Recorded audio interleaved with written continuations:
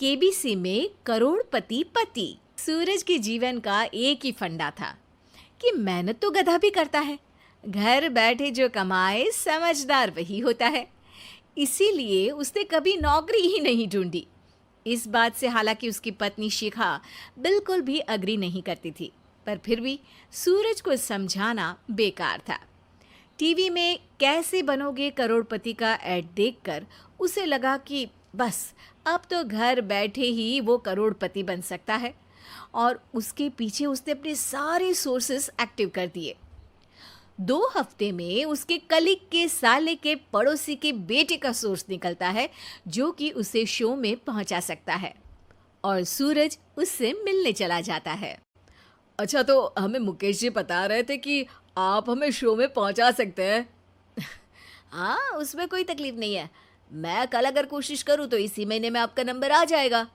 अरे ये तो बहुत बढ़िया हो गया। अच्छा, वो सिलेबस और क्वेश्चन पेपर का कोई जुगाड़ है क्या? हैं? उसका तो कोई जुगाड़ नहीं है। तो वो वाकई में कुछ भी पूछ सकते हैं? हाँ, वो तो बच्चन जी पर है, जो पढ़ते हैं वो पूछ लेते हैं। पहली कोशिश फेल होने पर अब सूरज के सामने एक बहुत बड़ा सवाल था कि आखिर जवाब कहाँ से लाए। तब शिखा ने एक सजेशन दिया, क्यों ना सूरज अपने चचेरे भाई सुमित से मदद मांगे, जो कि यूपीएससी की तैयारी कर रहा था। हालांकि इतनी मेहनत करना सूरज को समझ में नहीं आता था, पर कोई और रास्ता ना मिलने पर वो आखिर सुमित से बात करता है। अरे सुमित, हमारा कैसे बनोगे करोड़पति के लिए सिलेक्शन होने वाला है। तुम हमें थोड़े चिट बनाने में मदद करोगे क्या? अरे भैया, चिट बनाए तो सालों हो गए, उसमें हमारा एक्सपर्टीज नहीं है, बल्कि आप बोलो तो हम आपकी पढ़ने में ज़रूर मदद कर सकते हैं। हट, कैसी अनाप शराब बातें कर रहा है तू।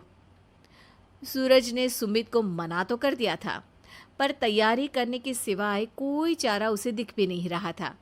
खासकर जब 12 के पेपर लीक करने के एक्सपर्ट शुक्ला जो भी हाथ जोड़ लेते हैं। आखिर सूरज को सुमित के पास जाना ही पड़ा, और उसने सुमित और शिखा से वादा किया कि वो बहुत मेहनत करेगा। 1 महीने की तैयारी के बाद फाइनल हुआ कि शो से 1 हफ्ते पहले एक ट्रायल खेला जाएगा, जहां पर सारे रिश्तेदार ऑडियंस की जगह पर होंगे और शिखा सवाल पूछेगी। दूर दराज से भी रिश्तेदार आकर हाजिर हो गए देखने कि आखिर कैसे बनेगा सुमित करोड़पति। सब कुछ सेट था, और इतने में सूरज आकर अपना स्पीच देता है। ना मेरे लिए आसान नहीं था, पर अपने भाई सुमित और अपनी पत्नी शिखा की मदद से मैं इतनी दूर पहुंच पाया हूं। मेरे मम्मी पापा के आशीर्वाद ने भी बहुत साथ दिया है मेरा। मैं उम्मीद करता हूं कि आज के शो में आप लोगों को बहुत मजा आएगा। साक्षी पहला सवाल पूछती है और पूरे कमरे में सन्नाटा छा जाता है।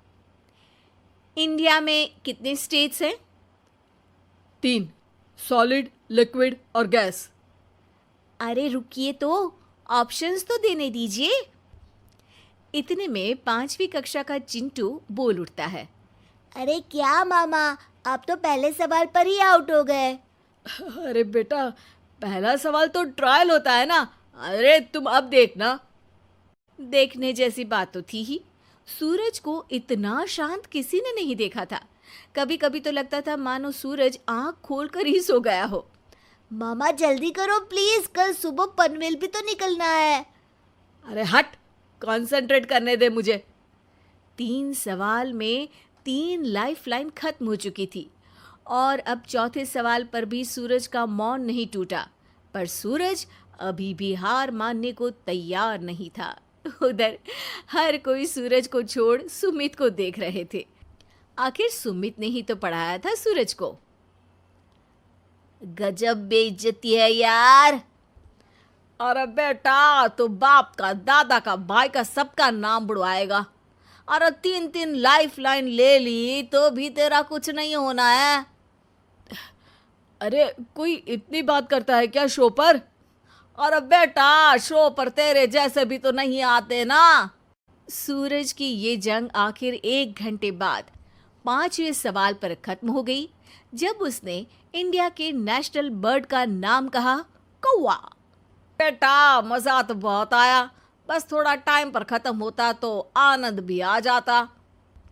ताने बारिश के बूंदों की तरह बरस रहे थे और सूरज को भी समझ आ रहा था कि ये करोड़पति बनना शायद उसके बस के बाहर की बात है।